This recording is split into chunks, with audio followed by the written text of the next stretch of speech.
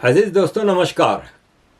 अजीज़ दोस्तों, पाकिस्तान में 17 अगस्त को इमरान खान को 18 अगस्त मंगल वाले दिन सुप्रीम कोर्ट ने ऑर्डर दिया है कि इमरान खान को 48 घंटे के अंदर अंदर अडियाला जेल से अल शिफा इंटरनेशनल हॉस्पिटल इस्लामाबाद में शिफ्ट किया जाए, क्योंकि इमरान खान के हेल्थ के काफ़ी इश्यूज़ हैं। 48 घंटे गुजर चुके हैं और अभी तक सरकार ने इमरान खान को हॉस्पिटल में नहीं ट्रांसफ़र किया। और ये है कि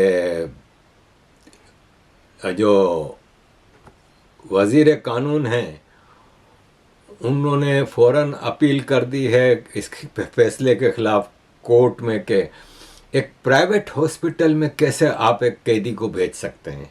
इस तरह तो हर कैदी अपील करेगा कि मुझे प्राइवेट हॉस्पिटल में शिफ्ट किया जाए।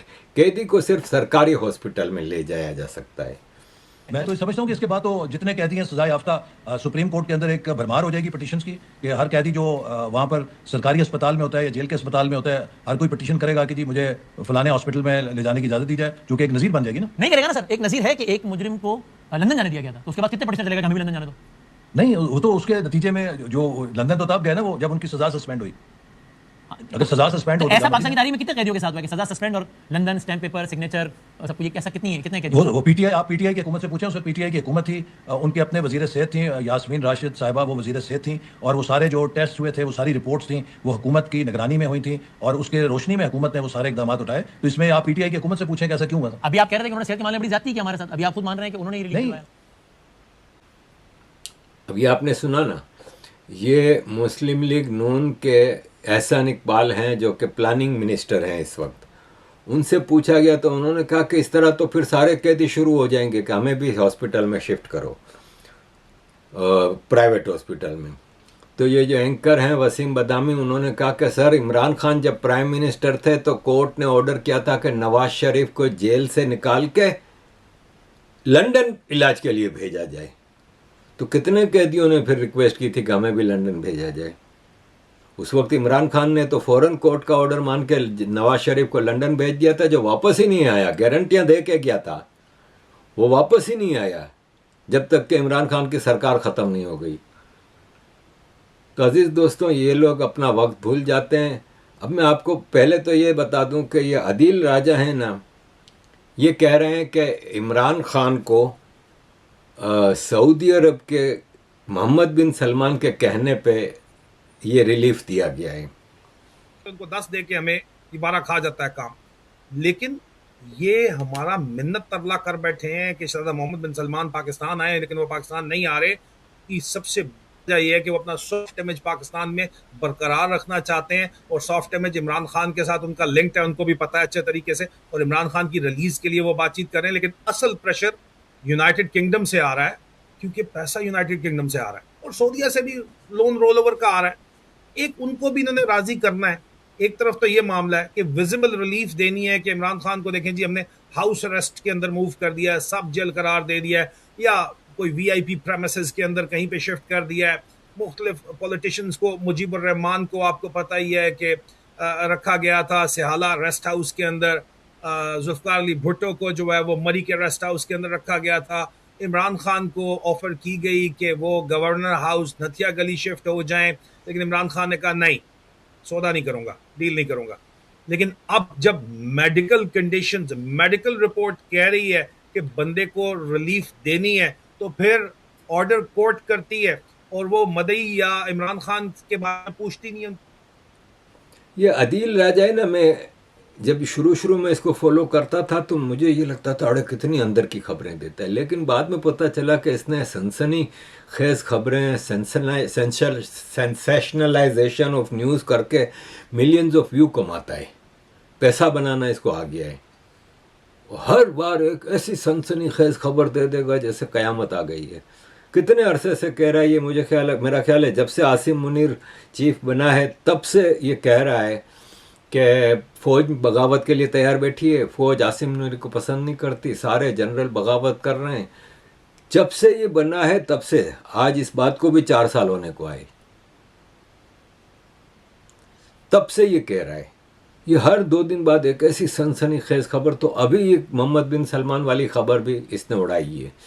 ये पीटीआई के सपोर्ट के जो एंकर्स निकले हैं ना, जो पाकिस्तान से भागे हैं, मोहित पीरजादा है, इमरान रियाज खान है, ये इसी तरह की खबरें। आपको याद होगा कि मोहित पीरजादा ने या इमरान रियाज खान ने 2-3 हफ्ते पहले खबर दी थी कि इमरान खान मर चुका है जेल में, और इमरान खान बिल्कुल अब जिंदा नहीं है, और ये इसकी लाश ही अंदर दफन कर दी गई है वगैरह वगैरह।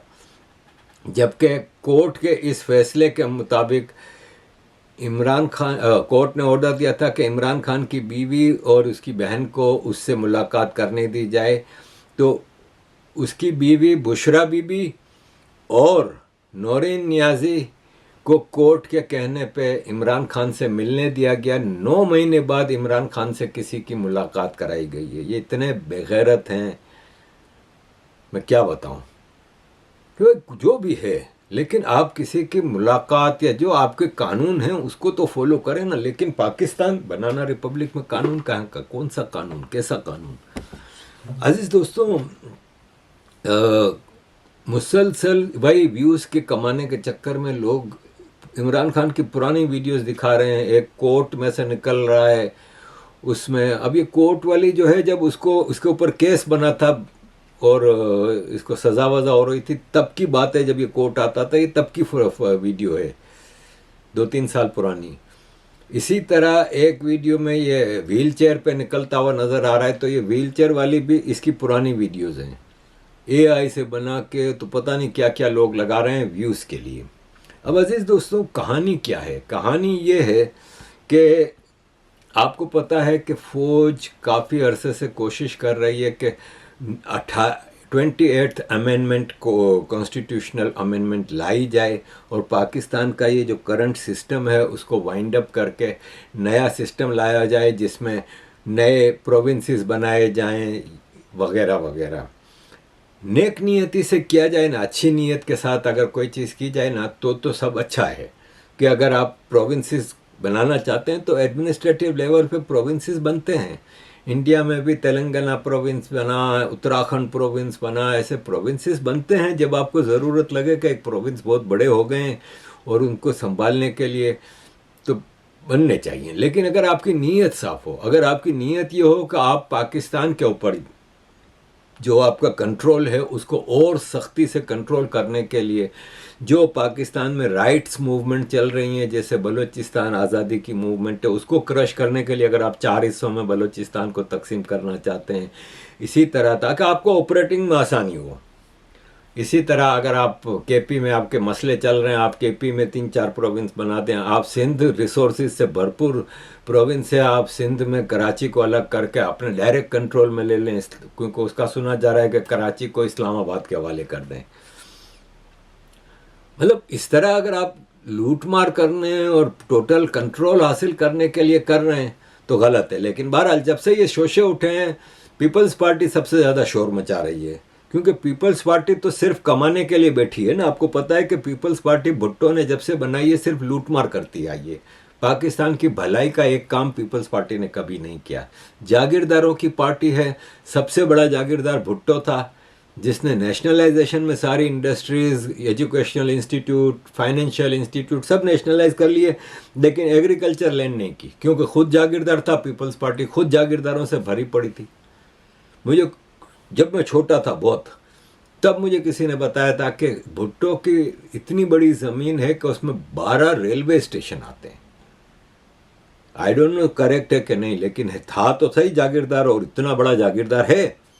इसी तरह गुलाम मुस्तफ़ा जत्तोई और जितने पीपल्स पार्टी के लीडर्स थे वो सब उस वक्त भी जागीरदार थे, और आज भी पीपल्स पार्टी जागीरदारों से भरी पड़ी है। इनका लाइफ स्टाइल देख लें, कराची से कुछ इनका लेना देना ही नहीं है, ना इनको एक आदमी वोट डालने वाला है। अपने गांव के वोट से जीत के मिनिस्टर बन के कराची में बैठे हैं। मैं हमेशा से एक बात कहता आया हूं कि मैं सिंध की डिवीज़न के ख़िलाफ़ हूं। आप सिंध को अगर इस नीयत से डिवाइड करना चाहते हैं कि आप कराची, जो कि पाकिस्तान की कमाने की मशीन है, पैसा कमाने की मशीन है, जो पूरे पाकिस्तान को पालता है, आप उस पर कब्ज़ा करना चाहते हैं तो फिर गलत है। हाँ, पीपल्स पार्टी का जोर तोड़ने के लिए आप करते हैं तो मैं खुश हूँ, इसलिए कि पीपल्स पार्टी से बड़ा धब्बा सिंध पे और कोई नहीं है। पीपल्स पार्टी सिंधियों के लिए सबसे बड़ी दुश्मन पार्टी है। तो पीपल्स पार्टी को अगर कमज़ोर करना है, हटाना है, तो फिर पीपल्स पार्टी को हटाने के लिए तो मैं भी कहता हूँ कि हाँ, सिंध के टुकड़े करो फिर। क्योंकि सिंधियों का क्या है, मुझे एक बात बताएं, अब पीपल्स पार्टी के कहने पे पीपल्स पार्टी हमेशा ब्लैकमेलिंग की पॉलिटिक्स करती है। बेनज़ीर भुट्टो मरी, मुशर्रफ की गवर्नमेंट थी, मुशर्रफ ने कहा अच्छा मैं इलेक्शन पोस्टपोन करता हूँ। आसिफ जरदारी ने कहा नहीं। आसिफ जरदारी ने अपने सारे जागीरदारों को सड़कों पर निकाल दिया, कराची खून में नहा गया, कराची हर जगह आग लगा दी इन्होंने, और पाकिस्तान ना खप्पे का नारा लगाने शुरू कर दिया पीपल्स पार्टी के जागीरदारों ने। सिंधी नेशनलिस्ट निकल आए जो सो कॉल्ड नेशनलिस्ट हैं, सालों का टका कोई सिंध के लिए का किरदार नहीं रहा। कादिर मक्सी हैं, लतीफ़ पली जो है, ये अयाज लतीफ़ पली जो है, जितने हैं फिर आसिफ जरदारी ने फौज को कहा कि मैं इनको नहीं रोक सकता, इलेक्शन कराओ।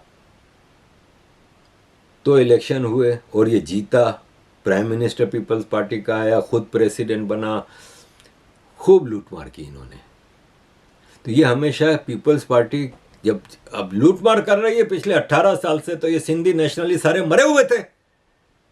एक आवाज इन्होंने नहीं उठाई सिंध के लिए कि लाड़काना में कोई एक फुटपाथ है बनी हुई तो बता दो। कहीं सिंध के किसी गांव गोट शहर में कोई डेवलपमेंट हुई है, कोई इंफ्रास्ट्रक्चर बना है, कोई पानी की लाइनें दी गई हैं, कोई चीज हुई है, तो ये सिंधी नेशनलिस्ट मरे हुए पड़े थे।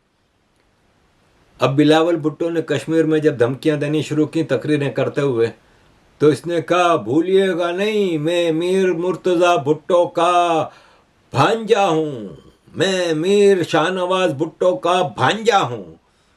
अबे बेगैरत, तुम्हारे इसी मीर मुर्तज़ा भुट्टो और मीर शाहनवाज भुट्टो जो कि जुल्फ़िकार अली भुट्टो के बेटे थे, इनको पाकिस्तान आर्मी ने मरवाया, जिनकी जूते चाट रहे हो तुम। तो पीपल्स पार्टी हमेशा जब भी ब्लैकमेलिंग के लिए आती है ना, तो ये नेशनलिस्ट, सो कॉल्ड नेशनलिस्ट, साले 2-2 के लोग, इनका किरदार कभी सिंध में पॉजिटिव नहीं रहा, कभी भी सिंध में इनका पॉजिटिव नहीं रहा किरदार। ये सिंधु देश वाले जितने 50 ऑर्गेनाइजेशन बनी हुई हैं, उनमें 2 या 3 होंगी जो जेन्युइनली काम कर रही होंगी सिंधु देश के लिए, बाकी ये सब पीपल्स पार्टी के टुकड़ों पे पलती हैं। पीपल्स पार्टी इनको यूज़ करती है, थोड़ा थोड़ा जिनीवा में और इंटरनेशनल लेवल पे इनसे एक्टिविटी कराती रहेगी ताकि आर्मी पे प्रेशर रहे, और जहां ज़रूरत पड़ी तो सिंध में प्रोटेस्ट कराने शुरू कर देते हैं सिंधु देश के। ये ब्लैकमेलिंग करके आर्मी को, तो आर्मी ने इनकी ब्लैकमेलिंग को रोकने के लिए आर्मी ने कहा अच्छा बेटा चलो, इमरान खान को खाली सुप्रीम कोर्ट से अभी एक फैसला दिया है, इन सब की जबानें बंद हो गई हैं, इन्हों का डील हो गई है, लगता है इमरान खान से डील हो गई है, हमारा तो बोरिया बस्ता लपेटा जाएगा। अब क्या होगा, कब ये सब तैयार हो जाएंगे? पीपल्स पार्टी कहेगी कि चलो जैसा तैसा ही सही, कम से कम हमारे को हुकूमत में रहेंगे, हम तो अपोजिशन में। अगर एक मिसाल है कि इमरान खान से डील करके आते हैं तो हमने तो इतने घपले किए हैं, इतनी करप्शन किए, इतने गलत काम किए हैं कि हमारा तो हर आदमी जेल में होगा। तो कम से कम चलो जैसी भी हुकूमत है आर्मी की मान के, तो आर्मी भी इनको प्रेशर में लेने के लिए अभी खाली एक छोटा सा सुप्रीम कोर्ट का फैसला दिया है। आगे क्या होगा अभी किसी को पता नहीं, लेकिन ये सब है ना वक्ती फैसले हैं। सुप्रीम कोर्ट ने रिलीफ दिया, अबे सुप्रीम कोर्ट की औकात क्या है? Supreme court, prime minister, bureaucracy, जजेस, जितने भी सब मीडिया, सब आसिम मुनीर की जेब के अंदर ठप्पे हैं, जब मर्जी आती है एक ठप्पा निकाल के लगा लो।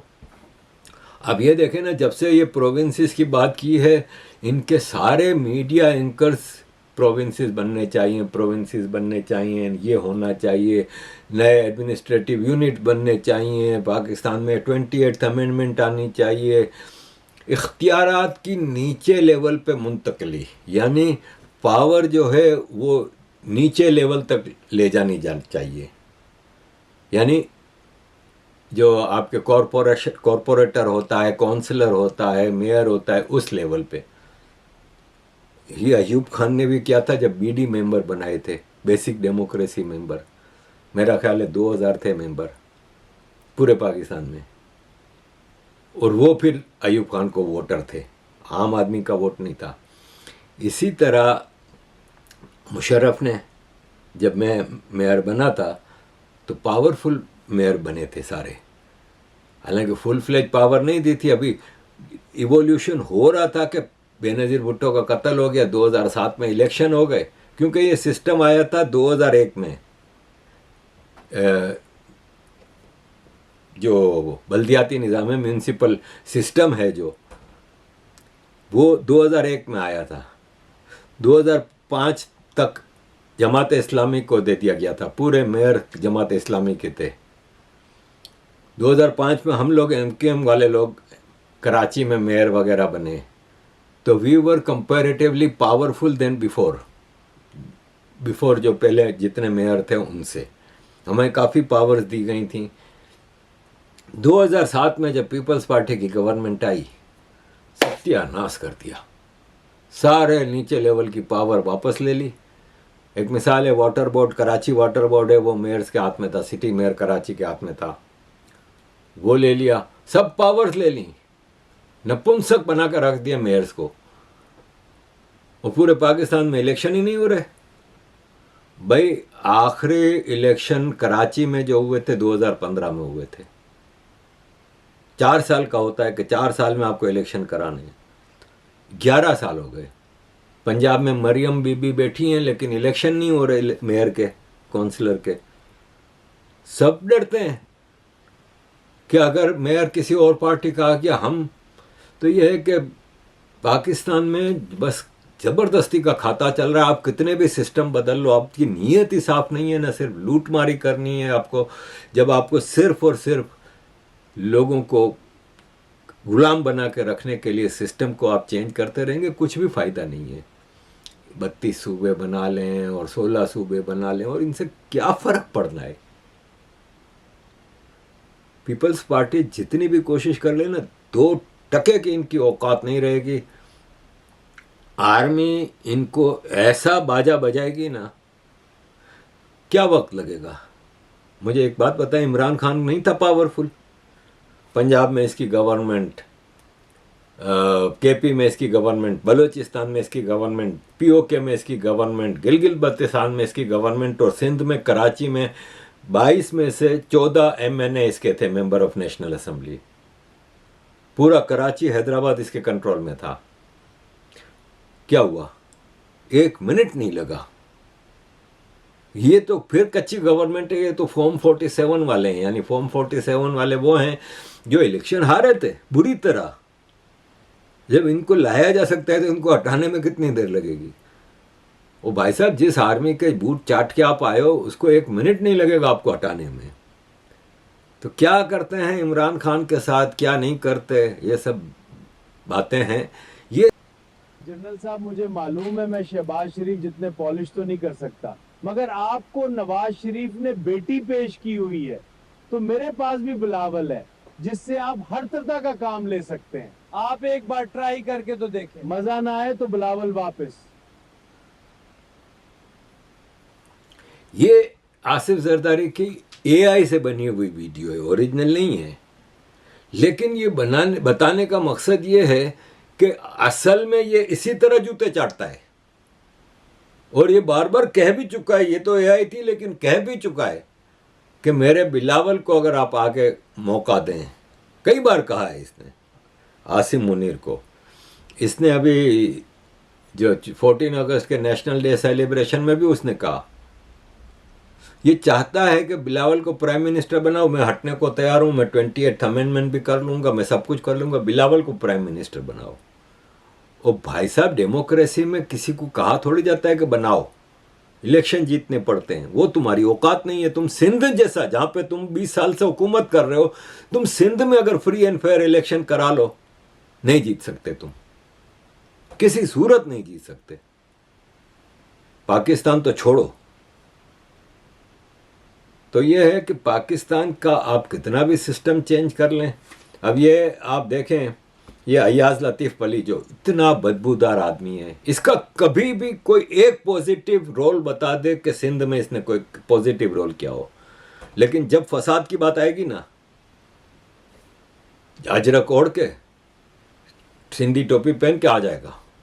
कह रहा है कि 8 करोड़ सिंधी तुम लोगों को नए प्रोविंसेस नहीं बनाने देंगे। अबे इन 8 करोड़ सिंधियों ने तुम्हें आज तक काउंसलर के लिए इलेक्शन नहीं जिताया। तुम सब पीपल्स पार्टी की बदबूदार पैदावार हो। तुम लोगों को पीपल्स पार्टी ने सिर्फ ब्लैकमेल करने के लिए रखा हुआ है। ऐसे कई हैं, ऐसे कई हैं। कादिर मक्सी, मुझे याद है 88 की बात है, ये इसने हैदराबाद में मुहाजिर बस्तियों पे हमला करके पक्का किला हैदराबाद में सैकड़ों लोग मार दिए थे। कई साल केस चलता रहा बस, लेकिन कैसे, पाकिस्तान में केस तो पॉलिटिकल होते हैं। तो अजीज़ दोस्तों, ये सारी सिचुएशन है। अब वीडियो लंबी हो गई है, वरना मुझे अभी आपके सामने कराची के जो MQM वाले हैं, जो आर्मी के टट्टू, ये जो आर्मी के जूते चाटते हैं, जो अपनी माएँ बहनें आर्मी के आगे लिटरली पेश की हुई हैं, ये जो मिनिस्टर इस वक्त बने हुए हैं ना, लिटरली अपनी घर की औरतें पेश की हैं। ये आज मुहाजिरों के लीडर बने हुए हैं। उसके ऊपर तो मैं अलग से प्रोग्राम करूंगा, लेकिन फिल वक्त मैं आपको ये बता रहा था कि इमरान खान को रिलीफ, मतलब कोर्ट ने अगर एक फैसला दिया तो रिलीफ का है भाई, जस्टिस हुआ ना। लेकिन नहीं, पाकिस्तान में जस्टिस वस्टिस कुछ नहीं होता। इमरान खान की हेल्थ के हवाले से कंसर्न्स तो कई महीनों से बताए जा रहे हैं। ये तो फैसला करने वाली एक ही पावर है पाकिस्तान में, अल्लाह नहीं है पाकिस्तान का पावर में। पाकिस्तान में पावर एक ही है, पाकिस्तान आर्मी, और किसी के पास ताकत नहीं है। अल्लाह भी चाहे तो नहीं कर सकता कुछ पाकिस्तान में बगैर आर्मी के पूछे। तो अजीज दोस्तों, लेट्स सी इमरान खान का क्या होता है, लेकिन सिस्टम में गड़बड़ी तो होने वाली है। कह रहे हैं कि जनवरी से पहले कहीं ना कहीं तब्दीली सिस्टम में लानी होगी। यह है सिचुएशन अजीज दोस्तों। Thank you very much for all your support. Kindly keep supporting.